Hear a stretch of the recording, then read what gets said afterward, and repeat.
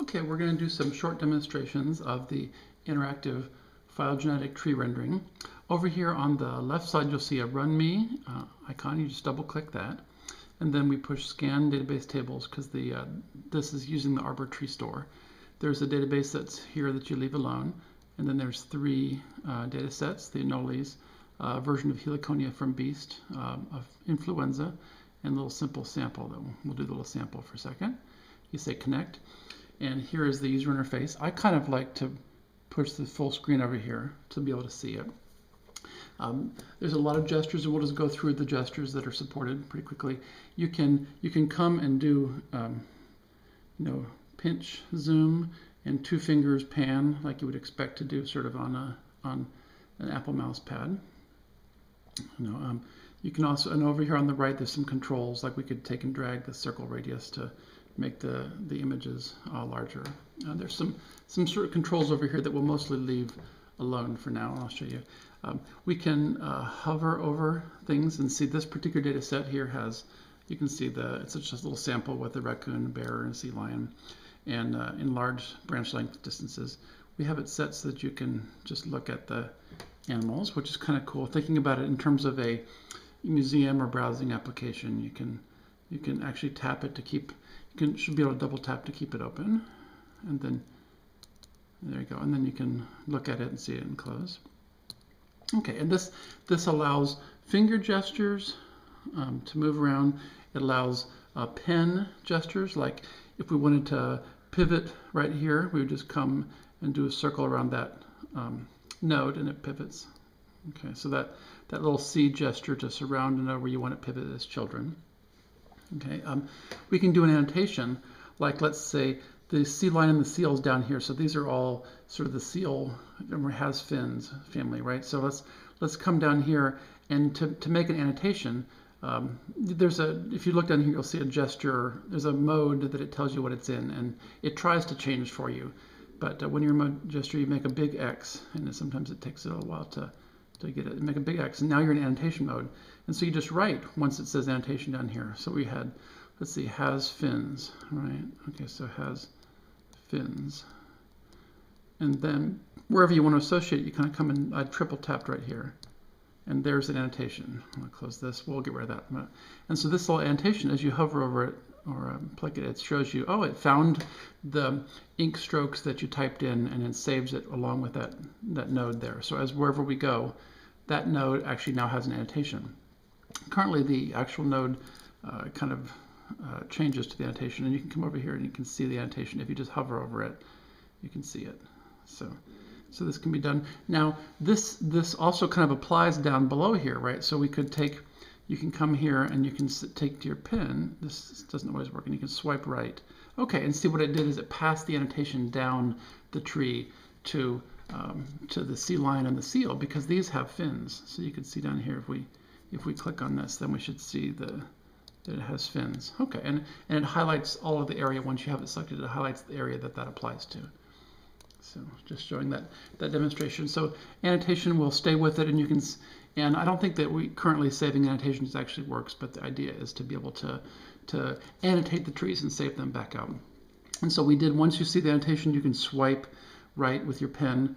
You can also swipe left to be able to push upstream. Sometimes that works better with the finger. Oops. Let's see. I think you have to double tap with the finger to go into gesture mode. And I'll see if that went upstream. It didn't this time, but we're working. You can do both of them, and you'll try them. You can do both. Swipe to the left to go upstream, and swipe to the right to go less. Now we're gonna let's see. You can also, this is a little less important for something small like this. We'll switch to a bigger. Actually, we'll switch for a second. I'm gonna close this, and we're gonna bring up a bigger data set. So I just double click the Run Me here, and now we'll scan tables. This time we're going to just pick the anoles, which is the default, connect it, okay, and open it up. And so now here's a little bit bigger tree. That makes some sense. Now you might like a different ratio for the tree. So I'm going to point out down here there's a tree size little set of controls, and you can swipe this way to make the tree deeper. You know, the y-axis is the height, so I could swipe down and it'll be, you know, skinnier, and I can swipe this way and it'll be longer. You know, so you can do art. You can make art at the same time. You'll notice that these strokes sort of disappear slowly. So you can change the tree dimensions while making art at the same time. So let's bring it back in a little bit. There we go. So this helps for browsing large trees sometimes. Also, browsing, there's a mini tree tab right here if you switch, and this gives you what shows here. It shows the amount of what we're seeing in the tree, and you can directly manipulate over here by dragging the box itself on the mini tree, or by just saying, here's where I want to go, and just touch it, and it'll go there. So you can. So when you're navigating in a very large tree, this is helpful to keep the perspective of where we are. Now, if we're zoomed out and it's a particular area of interest, you can do a box gesture around this. You can say, this is the part that I want to look at. And when you close the box, it'll zoom into that part. And we can look around. And to zoom back out again is a pinch gesture like this.